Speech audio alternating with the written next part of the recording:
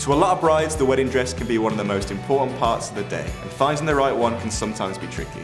In this episode of the Plan My Wedding podcast, we sat down with bridal boutique owner Sammy Dingley and discussed the whole process of choosing a wedding dress. We discussed everything from shapes and styles to the pressures and expectations that come with choosing a wedding dress. If you are planning a wedding, listen up.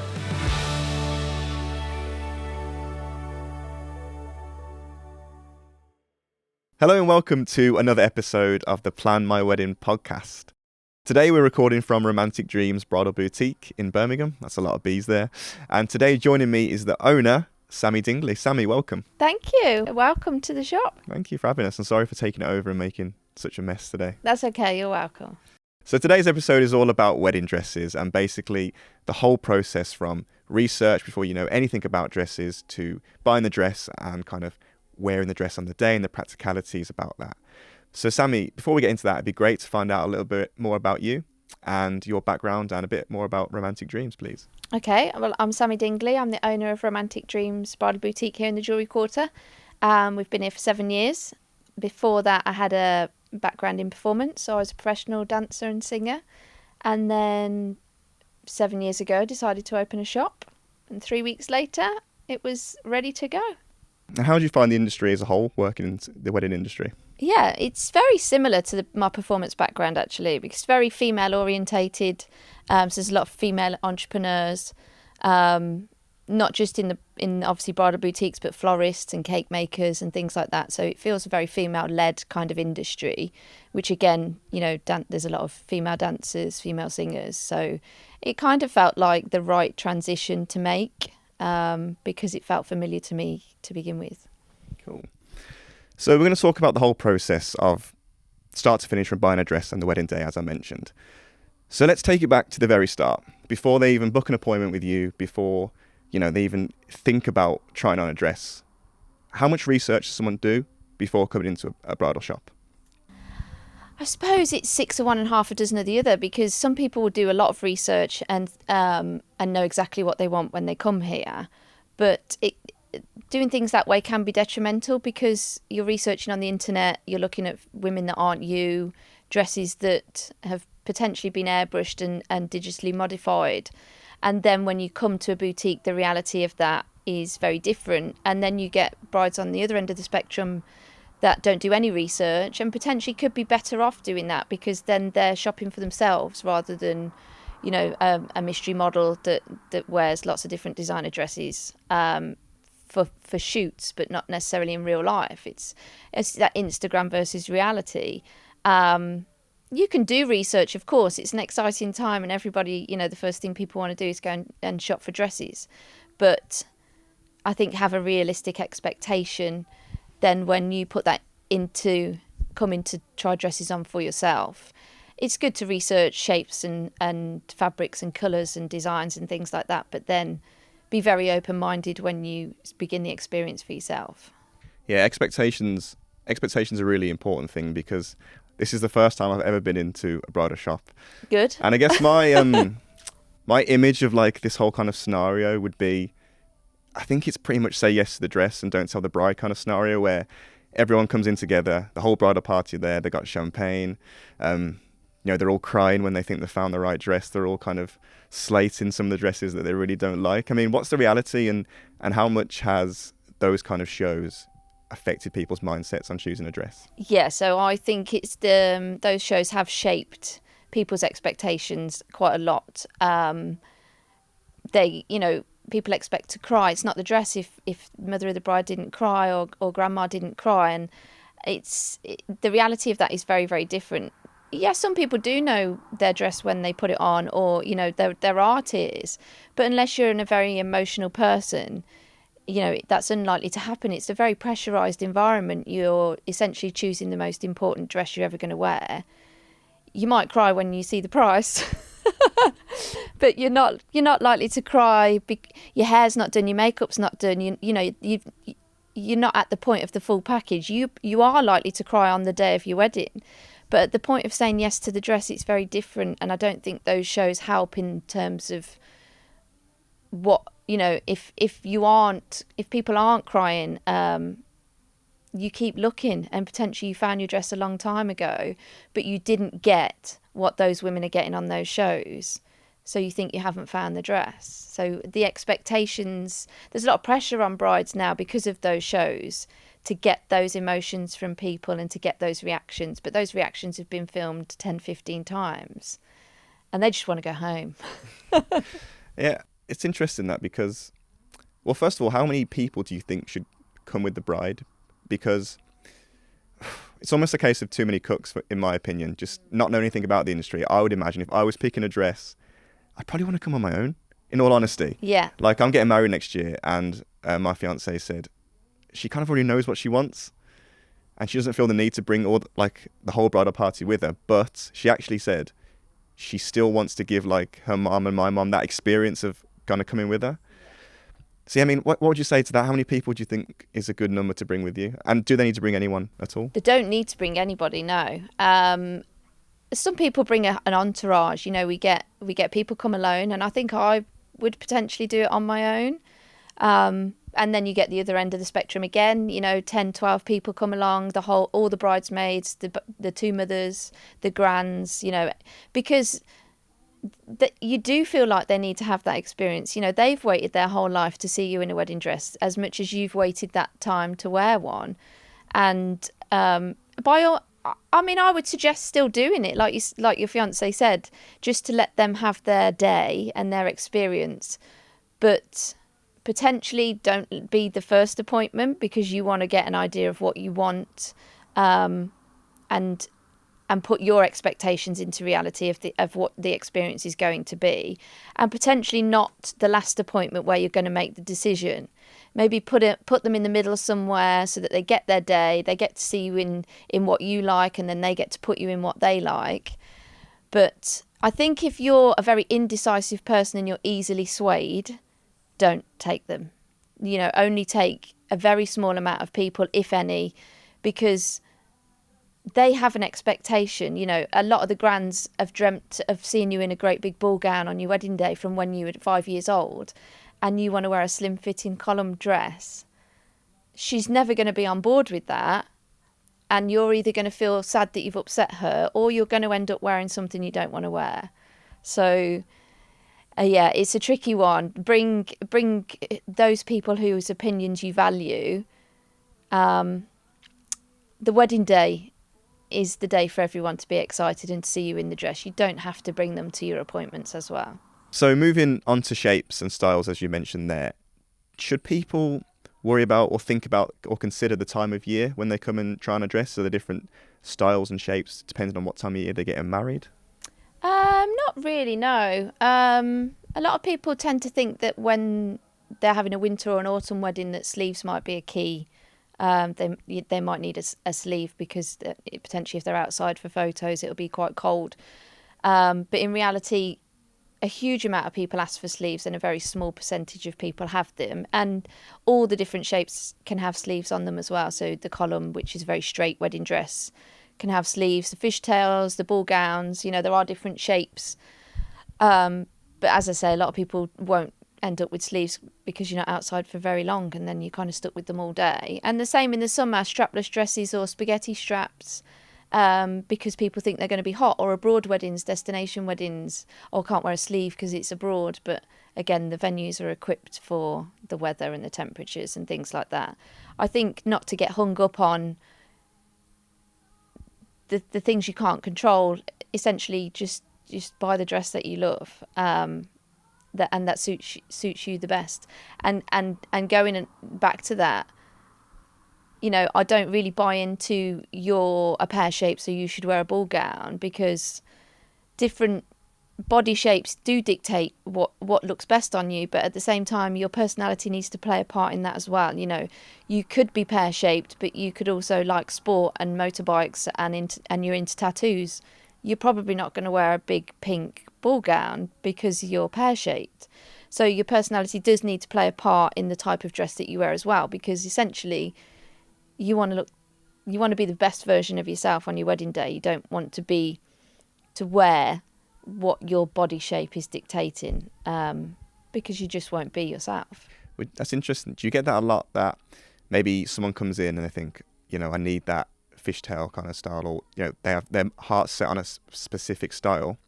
They try it on, and I know maybe you think that really doesn't suit you, or maybe they think that doesn't suit me, but I still kind of want to force myself to have it, kind of thing. Like, do you get that? Like, how honest are you, or how honest are kind of boutique owners to their customers? I think that comes down to your research. So people doing their research first will have an idea of what they want, and the reality of that is a huge percentage of brides end up with the opposite because they've never worn these kinds of things before.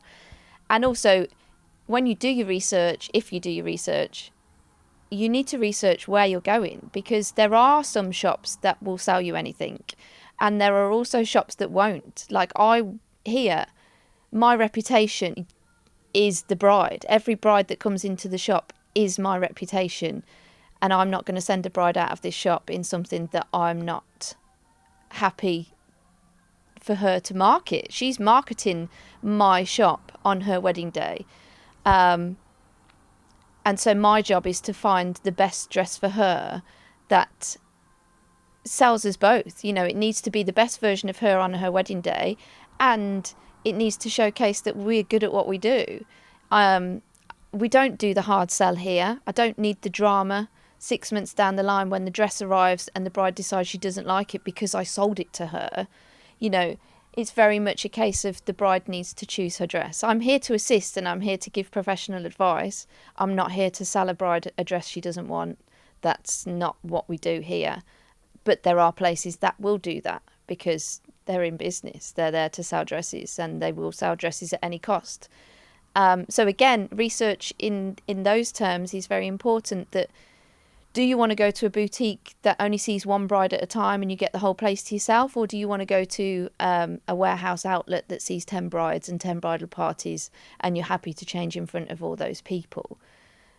There's different levels of service, and you need to find the boutique that provides the service you're comfortable with. Some people don't want that one-to-one experience because it feels too pressured, and then other people insist on it because they've waited their whole life to do this, and of course they don't want another 10 people in the shop at the same time. So that's why there's multiple boutiques and there's multiple options and multiple dresses. The choices are endless. And I guess there's multiple budgets, right? I mean, that's probably the last thing that people need to consider before actually making an appointment. Yeah. I mean, I guess it's like the wedding industry as a whole, like even in photos and videos like we do, the price can fluctuate from £300 less to £4,000 or £5,000. Yeah. I mean, how much should people think about budget, or should it be a case of if they know the dress they want, they've just kind of got to bite the bullet and do it? I mean, how much can it fluctuate in this industry? Yeah, I mean, always have a budget, because you can spend £10,000 on a dress, but be realistic with your budget. Is it something to research? Probably not, because pricing within the bridal industry isn't very transparent. You won't find these prices on the internet. You'll find the dresses, you'll find the pictures, but every boutique will charge whatever they see fit for a certain dress. We have free reign in terms of our pricing within whoever we stock. But then boutiques generally stock within a price range. So for us, it's 650 to 1,500, and then there'll be shops that are 1,500 to 3,000, and then there'll be 3,000 plus. So if your budget's £1,200, don't go to a shop that sells dresses at 3,000 plus, because you're going to be disappointed when you can't have that. But in terms of, if your budget is 1,200, are you willing to spend 15 on the dress that you love? But then take into consideration you're probably going to spend another 300 on alterations. So realistically, that 1,200 budget becomes 1,800. You've kind of got to factor all of it in, because it doesn't come how you're going to wear it on the day. It needs to be tweaked to your body, and that costs money. It's really important to have a budget, but you also need to be flexible with it to a degree. Yeah, and what do you think to people's opinion? Not so much a stigma, but when people say, "Oh, I'm not paying that. I'm only going to wear it once for the dress." Yeah. Something you said to me the other day was you think that's crazy because most of your expenses on your wedding are like a one-time expense, like the venue, you're only there once. confetti's only once, you eat the food once. Yeah. What do you think about that when people say, oh, it's so much money for one dress? It breaks my heart a little bit because the dress, and obviously I'm going to say this being a boutique owner, the dress is the most anticipated part of the day. It's the bit that the whole congregation is looking forward to seeing. You know, they're not like, oh, I can't wait to see what we're having for dinner. They're like, oh, I can't wait to see what she's going to wear. And, you know, that's the bit everybody turns around to see. And you do get to keep it. I know you're never going to wear it again, but you get to keep it and you can always look back on it. The same with the photos and the video. But the food, it's the most expensive part of a wedding day, and it's gone. And it might be in the bin. You might not even eat it. You know, the anxiety and the stress and the nerves on the day, you've paid for everyone else to eat, and you probably won't eat yourself. The cake looks amazing. You'll cut it for a photo. Again, may or may not get eaten. The flowers will die. And I feel the pressure on the bride to not spend a lot of money on a dress because she's only going to wear it once, but the whole day is only once. That's the whole point, that you're only going to do it once, and that's why it should be incredibly special. And that dress is going to be in the photos forever and in everybody's memory. So yeah, it breaks my heart that a bride feels that pressure to, oh, you know, I can't spend a lot because I'm only going to wear it once, when nobody ever mentions the flowers and the cake and the food. So yeah, it's a shame. It's a shame that they feel that pressure. This podcast is brought to you by the Wedding Film and Photo Company. We can take care of your wedding photos, videos, and even both at the same time. We cover the whole of the UK, so if you haven't booked your photographer or videographer, head over to weddingfilmandphoto.com to see what packages we offer. We also film every episode of this podcast, so head over to our YouTube, Instagram, and Facebook pages to watch in full and to see behind the scenes content. Our handle is @weddingfilmandphoto. Anyway, enough about that. Back to the podcast. Okay, so with all that in mind, let's assume everyone's done their research, they've kind of taken into account the things that we've just mentioned. Talk me through the process of someone coming into your shop. What should they expect? What the expectations be of going around the boutique? You know, what's the first thing they should do when they come in with you? What's the first thing you are going to ask them? Kind of tell me a little bit about that. Yeah, so we come in and obviously they're greeted at the door. We come upstairs to the bridal floor, assuming they're here for bridal. We do bridesmaids as well, which is downstairs. And then I always start with, have you done this before? Because if they have, great, we've kind of got a starting point. And hopefully they've then got an idea of what they want. And whether they have or haven't done it before, I then send them to the rail and sort of say, show me what you like. Yes, I am here to help you find your wedding dress, but you need to lead it. The bride needs to show me what she likes and doesn't like. So then, yeah, picking a handful of dresses off the rail that, you know, potentially she likes the colour of, or she likes the fabric, or she likes how it feels, or she likes the lace.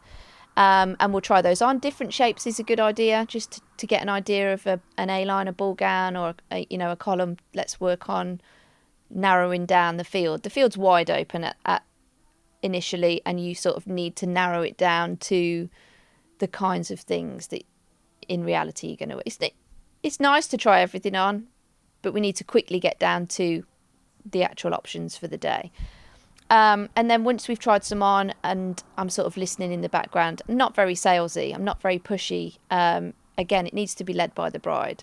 So quietly listening in the background to, I like this, I don't like the lace, it's too sparkly, it's too puffy, there's too many petticoats, it feels scratchy on my skin. And then following that, I will ask if I can pick some options. A lot of brides overlook the coloured dresses because they always think that they were going to wear ivory from when they were a little girl, that I'm going to wear an ivory dress. And there's a lot of champagnes and blushes and golds and mochas and things like that now. So sometimes the samples will be in those colours and they tend to get overlooked on the rail. So although they're available in ivory, the bride won't pick them out for herself because she thinks it's dirty or it's brown or it's pink and it's not what she wants. So then I'll go to the rail and pick out some options and throw in some curveballs and some game changers, things that the bride would never have picked out for herself. And then we work from there. It's like I say, it's always good to be open-minded and put some trust in your bridal consultant. You know, we do this for a living. We do it every single day. And I'd like to think we know what we're doing a little bit. So how many, just from someone who knows nothing about dresses, how many different like types and styles are there as like foundational kind of dresses? Yeah, so there's loads of different shapes, and I think the bridal industry is changing all the time, and there's a lot of shapes that are around now that weren't around a few years ago, and they don't really fit into the stereotypes. But the classics are the ball gown, which is the big, huge, full skirted dress. Then it comes down to A-line, so same sort of shape with the fuller skirt, but just less. Really, really lovely, really easy to wear. Probably my favourite, to be honest, because it shows off the body, but you've got the freedom of a fuller skirt and you feel like a bride. And then it comes down to fishtail, so tight fitting, flares out at the knee or lower or slightly higher, depending on the cut of the dress. And then column, which is dead straight, column or sheath, which is dead straight. Again, they suit different body types, but as I said before, they need to also suit the personality. So you've kind of got two things to work with. And then there are some shapes that sort of fit in between those as well, like fit and flare and dropped waist and things like that. So there are other shapes that people potentially haven't heard of because they haven't maybe even got a name, but they're a new thing. So yeah, there's plenty to work with.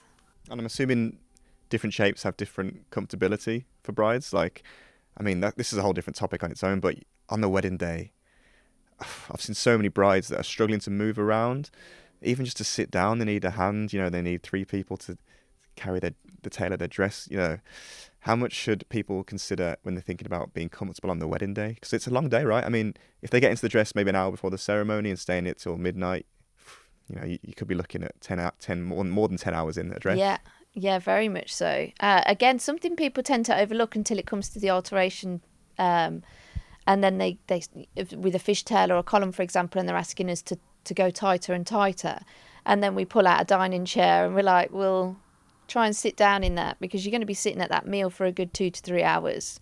Do you do that? Do you test like sitting down? Yeah. Oh, really? Yeah, test it because it's going to come back on us that we've done a bad job or that we haven't explained the entire situation. That's why I'm a lover of the A-line because it fits all here and it shows off your figure, but you've got all the freedom underneath. You can go for a wee without having to take it off. You don't need your entourage to come into the toilet with you. You can sit down, you can eat, you're comfortable all day and you will keep it on. The ball gowns can be very, very heavy, although you've got the freedom for your legs. They're very tight at the waist to give that nipped in look. And heavy because of how many layers and how many petticoats and things that you're sort of pulling around. There are lots of things to consider, but I suppose to play devil's advocate, suck it up. It's one day. You know, if you want to look good, you're just going to suck it up. It's one day. It's the same with I need sleeves because it's cold. You won't need sleeves. The adrenaline of the day will see you through.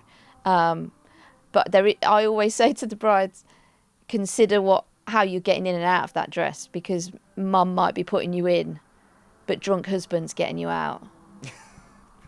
And those, 50 buttons down the back, you might be sleeping in that dress.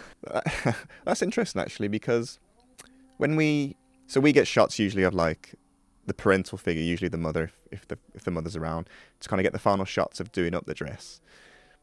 How long does it take to get into a dress? I mean, I can get you in 3 minutes. The reality of that on the wedding morning with mum who's never done it before and she's had her nails done is probably 10 to 20 minutes to get those buttons. That's something to consider as well, right? Yeah. How easy it is to get in and out. Yeah, and whether you put your shoes on first or, you're going to be standing still for a while. And the dresses, once they've been altered and you step into them, they look like they're never going to fit because they need to be pulled in real tight to do up. So for a family member to never have done it up before is potentially going to freak out when they see the back of that dress. So the bride needs to be very confident in, no, it definitely does up because I had it on last week. But yeah, you definitely need to leave time to get in, and maybe factor in some help in getting out of it later on. So let's say they've picked the dress they want. I guess, I mean, some people literally leave their bookings with us a month before it does happen. Let's assume they pick their dress a year ahead of the wedding. There's an alterations service that you offer, yeah? Because I guess the body can change a lot. A lot of people diet before the wedding. Their body, their body style can change. So what's the story with alterations? So again, it's boutique specific. Some boutiques will alter that dress as soon as it arrives, or 3 months before. So again, just at the point of ordering, make sure you're aware of what's going to happen. Here, 6 weeks before we would start the alteration process, and then you would come at 6 weeks, 4 weeks, 2 weeks, and then the dress is steamed and pressed. I just think any sooner than that, the body can change. In those 6 weeks, it's a very stressful time. Everything's coming together. You've got a lot to do. So the body can change a lot. Also, there's a hen do in there somewhere. So you kind of don't really want your hen do in the middle of those fittings, because your body will change on the hen do for sure. So it's a nice build up to the wedding as well. You start doing it any earlier. You have your fittings 3 months before, and there's no excitement because the day's still 3 months away. Whereas when you have that first fitting at 6 weeks and you come back and it's sewn at 4 weeks, it becomes very, very real. And then you start pulling it all together and, oh, well, maybe I did want a veil. I didn't think I wanted one, but now that it fits and I can see it coming together. So, so I think 6 weeks is a perfect time because you can build the momentum towards the wedding a little bit then. And it feels like a little bit of excitement's creeping in. A point I'd really like to discuss before we wrap up is on the wedding day itself, the pressure. There's a few times that there's a lot of pressure I feel on a bride, just kind of being there and filming it and taking photos. One is, well, first off, the bridesmaids seeing the dress for the first time. And then we have the father of the bride or the parental figure, and then also the groom. And there's such an expectation, I feel, for to make your dad cry or to make the bridesmaids cry. And it's almost like the bride is on show, like she's performing. When she comes down the aisle, everyone's looking, but all they're looking at, really, let's be honest, is how she looks. That's what they're looking at. So what are your thoughts on kind of pressures on the bride in terms of the dress? Yeah, I mean, there's pressures on the bride from the beginning, isn't there, really? From the minute she gets engaged, she's got a wedding to organise. The fiance's not really going to be that involved. But right up until the day, the expectation's never on the groom, is it? It's always on what's she going to wear, what's she going to look. It's like wedding Tinder. So I suppose it takes it back to who do you bring to your appointments, because some people do bring the dads and it's I love it. It's really endearing. But you then lose that first reveal shot with the dad and he's unlikely to cry at that point because he's already seen it and he was in the process. But it's really, really nice. It's really nice when the dads come to the appointment. But then on the other end of that, you are then taking away that pressure of the day of, will my dad like it? Or, because he is, because he was there when he picked it. The same with the bridesmaids. Are you bringing the bridesmaids to the appointments, or are you leaving it to the on the day reveal? It's a bit late if they don't like it by then. And there's pressure there. But at the same time, if you love it at that point and your hair and makeup's done and you feel amazing, you're not going to care. But there is a huge amount of pressure that, your 200 guests, are they going to like it? I think the key thing is to just home in on the groom, and as long as he likes, he's marrying you, he's the only one that really matters. But again, we do get brides in their appointments saying, oh, I wish I could just ask him. I ask him everything, like even when I put something on a Saturday night, I say, is this okay? Do you like it? Or I'll change like it. And this is the one time I don't get to ask him. But it's the most important thing I'm ever going to wear. And I don't know if he's going to like it. So there is a huge amount of pressure. And again, it's a shame because some people are just not that extrovert. If you're a very introverted person, I'd imagine the anxiety of that reveal is very overwhelming. I'm not that person. I'm the ta-da! Well, my fiance, she's almost like, she doesn't want me to know what she's going to wear. Yeah. Like, I'm going to judge her when she comes down. Like, what am I going to say? I don't like that. Change know, it on yeah, the day. that's Like, it. there's no pressure at all. I don't. Well, from my point of view, there shouldn't be any pressure from the groom or the partner. I don't think there should be at all. But then put that into the reality of, do you feel pressured doing your speech? Of course you do. Yeah, I guess so. And So it's the reflection of that, would you isn't say it? that is the... Yeah, whereas because- the speech is the groom's moment in the day, Yeah. is the dress... is the bride's moment the dress is revealed Very on the day? much, because the dress is the most anticipated part of the day, and then when that's done, everyone's looking forward to the speeches. That's really interesting. I've never thought of that before. Yeah. That's a really good perspective. And I suppose if you think now in 2020 weddings or whatever, there's the discussion of, do we do the speeches before the food because the groom feels so sick he can't eat. So imagine how that bride feels on the morning of her wedding, and everyone's glugging champagne and she feels sick. Yeah, it's not. Why do we do it?